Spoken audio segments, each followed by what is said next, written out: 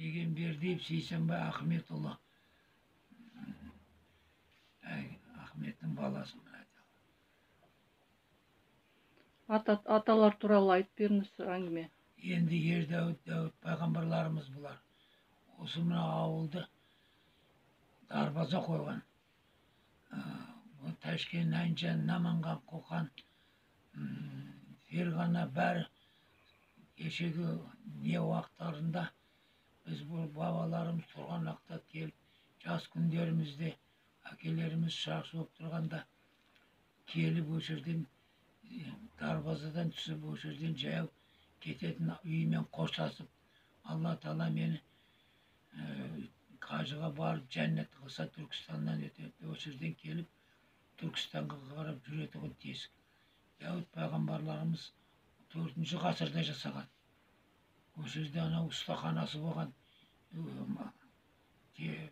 қолдан мылтық істеп, темір тесек, қылыш барлығын істейтін ұстаханасы болған.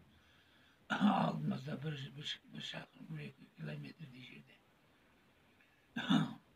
Осыдан мен де жас күнімде осы жерден бір 15 бала болып бәтерімен жүргенбіз. Бір жер жүріп барып қайтып шыққанымызда жаңағы лампочканың қасында бір шымшық құйрығымен жабысып бас пәске қарап тұр екен. Алдымды тақиямен бұрып едім, ішіне қарап кіріп кетті күндіз.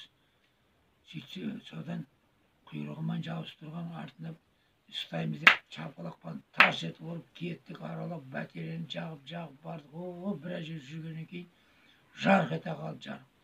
Көше жақса жағады, содан қорқып қайтып шықтық. Үңгір бар ма сонда? Сол үңгірі кеше 96-ға дейін тұрды.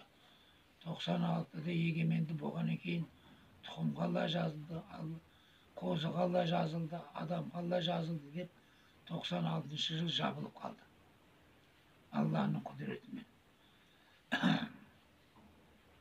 Соны бір-екі адам келіп, мен қазам, мен шығарам деп, сен енді ашқанманнан да Құдайға сенбейсің бе сен? Ашқанманды енді адам жүрмейді, бәрі мәшинесі бар. Онда не аласың ба? Тыңламастан қаз ашамады, төбе жағынан қаулеп не алып кетті. Кейін біраздан кейін тағы бір адам келіп, мен қазам, мен шығарам деп, алдына 1904 жылы салынған мешіт бар еді. Осы Шаймерден Ердәуіттің арғы басына 1900 жылдары пойыз жол әкеліп, сол жерден осы Шаймерденнің тастарын ар жағында. Сол жерге әкем қарауыл болып тұрды, бұл жерде әкемнің әкесі отырды. Сол жерден тас зауытын шығарып, енді біз қазақпыз, қайтып аман қалуымыз керек. Үйіміз жоқ, малымыз жоқ. Ойласып бабаларымыз ілгерілер осы пойыз жолдың жағасында ашаршылық болмайды. Сол Тәшкеннен Орынбөрге темір жол тартамыз деп, осы кірпішті алып, әр 5 километрге Тәшкеннен Шеңгелдіге дейін осы кірпіштен әр 5 километрге пойыз тоқтап жүретін қылып, әр 15 километрде паровоз соғып жүретін қылып. Содан әр разъезге тоқтаған жерге бергі бетіне күншығыс жағына үй салып, күнбатыс жағына мектеп салып, әр остановка содан Шеңгелдіге шейін осы жердің тасынан істеген.